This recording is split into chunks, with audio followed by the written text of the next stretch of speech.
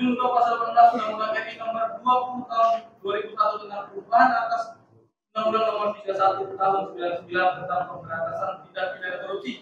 Junto pasal 55 ayat 1 ke 1 bahwa surat dakwaan yang telah kami bacakan yang lalu telah memenuhi ketentuan pasal 143 ayat 3 KUHP, dikarenakan surat dakwaan yang telah kami bacakan telah memuat nama lengkap, tempat lahir, umur atau tanggal lahir, jenis kelamin, kebangsaan, tempat tinggal, agama, dan pekerjaan terdakwa.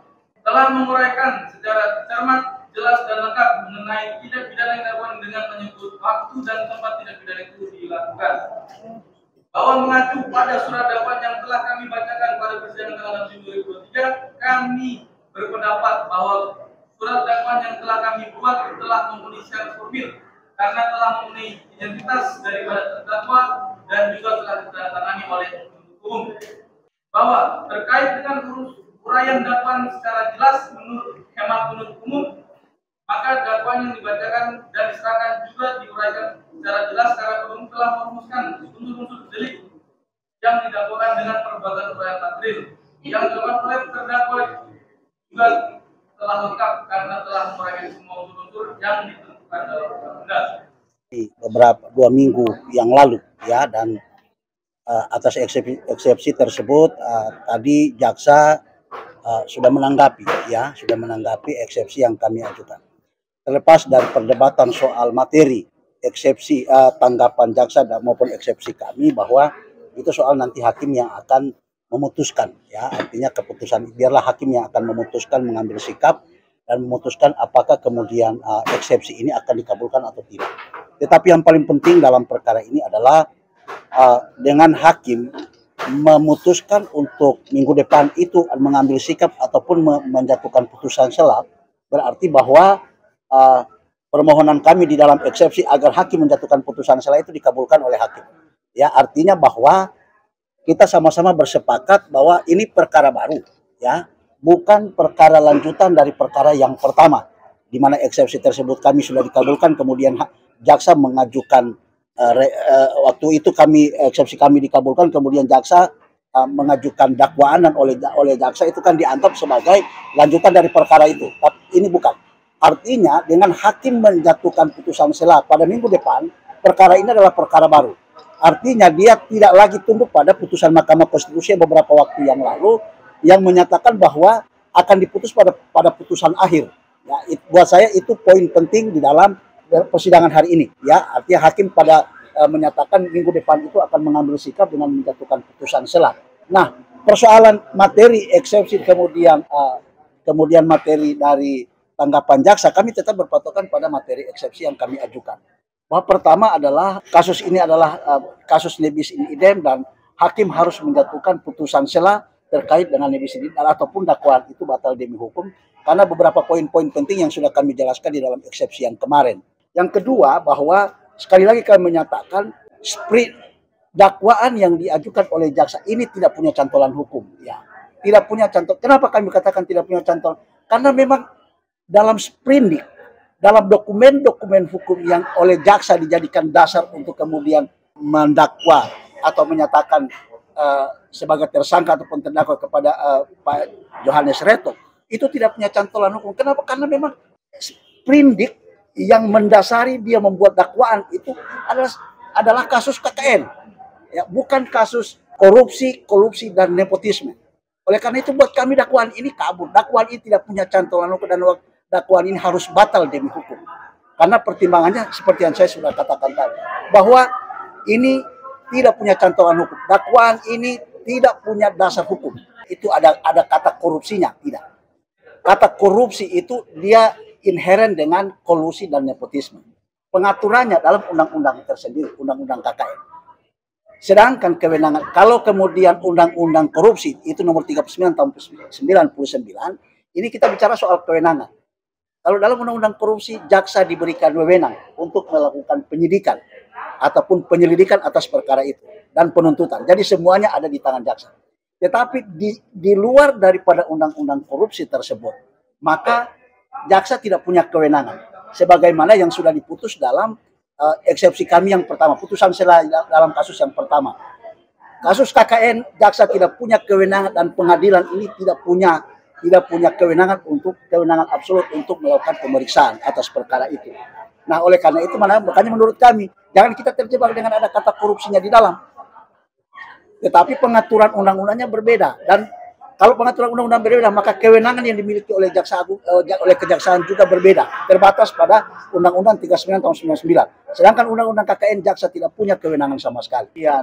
Hakim berpendapat bahwa eksepsi itu tidak beralasan hukum atau ditolak oleh majelis hakim, maka ya tentu kita akan hormati putusan itu dan kita akan lanjut pada proses pemeriksaan pokok perkara. Tetapi kalau misalnya ini dikabulkan oleh majelis hakim, maka tidak ada alasan lagi buat majelis buat jaksa untuk memperbaiki dakwaan ini. Karena apa yang dikatakan oleh Mahkamah Konstitusi itu kan akan diputus pada putusan satu kali saja di kesempatan dia. Kalau ini kemudian diputus oleh hakim, dia mengabulkan kami punya eksepsi, maka tentu jaksa harus kemudian mengulangi kembali dari nol perkara ini. Tidak boleh lagi kemudian jaksa kemudian memperbaiki surat dakwaan kemudian mengajukan kembali. Karena seperti yang saya katakan tadi, semua dokumen yang diajukan oleh jaksa itu adalah kasus KKN. Sprindiknya kasus KKN. Penyitaannya kasus KKN untuk kedua terdakwa ini. Semuanya itu kasus KKN. Tidak ada kasus korupsi. Makanya kami heran kok tiba-tiba ketika perbaikan surat dakwaan jaksa mengajukan kasus korupsi. Nah, kami bilang ini cantolannya di mana? Pertanyaan cantolannya di mana? Sprindik yang menjadi dasar dorang untuk kemudian membuat dakwaan itu kan sebetulnya kan surat perintah berita acara pemeriksaan. Tetapi kalau semua itu didasari pada kasus KKN, kemudian tiba-tiba jaksa mengajukan kasus korupsi. Nah, cantolan hukumnya di mana? Ini pertanyaan sebetulnya yang tidak hanya menjadi pikiran tetapi buat kita orang semua, buat hakim, jaksa dan semua pemerhati hukum. Orang harus tahu bahwa kasus ini sprindiknya itu KKN. Kita jangan terjebak karena berdebat soal dakwaan, tetapi kan kita merunut ke belakang. Kasus ini kan tidak terlepas dari kasus yang pertama. Putusan sela yang diputus oleh hakim yang pertama. Ini berkaitan, berentetan. Kecuali kalau jaksa kemudian dia kemudian memulai kembali dari awal kasus ini dengan sprindik jelas, yaitu kasus korupsi. Tetapi selama kemudian dia menggunakan sprindik yang lama, maka kami bilang ini tidak punya cantolan hukum. Tidak ada cantolan hukumnya. Dan hakim harus membatalkan dakwaan, menyatakan dakwaan ini batal demi hukum. Cabut dakwaan. Anggaplah walaupun surat itu saya belum terima, tetapi kita anggap saja ini benar. Nah, tiba-tiba kemarin kita dengar mau ada pelantikan penjabat bupati. Ganti saya. Kalau saya sih tidak ada soal. Tapi persoalan saya adalah hal yang salah yang dilakukan. Yang pertama, SK-nya saja dengan SK Mendagri, kalau misalnya itu salah. SK itu kan berlaku mundur. SK tidak boleh berlaku mundur. Itu melanggar sekali aturan asas legalitas. Saya sudah sempat sampaikan. Di dalam Undang-Undang Nomor 30 tentang tata negara, itu tidak boleh ada SK itu mundur. Pertanyaannya, sekarang kalau SK mundur, saya terima sekarang katakanlah demikian. Terus yang tindakan yang sudah saya lakukan sebelum ini, sejak berlaku surut ini sampai sekarang, siapa yang tanggung jawab? Saya kan tidak pernah tahu bahwa saya diberhentikan atau tidak. Ini kan pertanyaan. Dan makanya oleh Undang-Undang Indonesia, Republik Indonesia dilarang semua surat keputusan itu berlaku. Itu pertama. Yang kedua, bahwa dengan dasar itu mereka membuat pelantikan hari ini. Pelantikan pun tidak boleh dilakukan. Kalau namanya SK, kalau misalnya pemberhentian sementara, itu sifatnya itu hanya menunjuk pelaksana harian. Seperti gubernur. Gubernur ini kan Pak NMB ditahan kan. Beliau berhalangan sementara. Saya, Pak Ridwan ditunjuk sebagai PLH. Kasus kami di Timika, Pak Bupati saya sampai sekarang ini dia masih belum inkrah. Dia masih berlaku, dia masih diberhentikan sementara, kan Pak Bupati. Kemudian saya kena lagi nih. Kebetulan saya tidak berhalangan sementara, saya tidak ditahan, saya tidak dan saya tetap melaksanakan tugas seperti biasa untuk saya. Tapi saya dapat SK pemberhentian sementara. Berarti tidak boleh ada pelantikan. Yang ditunjuk lah kita terima, tapi tunjuk saja pelaksana harian. Dan memang itu sekda. Di dalam aturan itu semua sekda yang diangkat menjadi pelaksana harian. Menunggu keputusan kita ini betul-betul inkrah. Apakah Pak Bupati nanti bebas atau saya yang bebas, itu tergantung nanti daripada kemudian. Tapi kita anggap saja ini, kalau penjabat yang dilantik, itu berarti penjabat ini dia akan melaksanakan tugas sesuai dengan jabatan bupati. Penjabat itu sama dengan bupati. Penjabat boleh diangkat apabila, pertama, ini penjabat, kita bicara penjabat. Penjabat itu kalau akhir masa jabatan. Akhir masa jabatan ya. Jadi saya dengan Pak Bupati sudah selesai masa jabatan, maka diangkatlah penjabat bupati untuk mengganti bupati. Seperti yang sekarang terjadi. Bupati terus bisa juga nanti diangkat apabila bupati berhalangan, wakil bupati berhalangan tetap, maka boleh diangkat penjabat bupati juga. Kasus Bandung, Kota Bandung, wali kota bermasalah, tetap meninggal, naik wakil bupati, wakil wali kota dia naik, dia kemudian masalah dengan hukum, kemudian dia diangkatlah sekda menjadi PLH.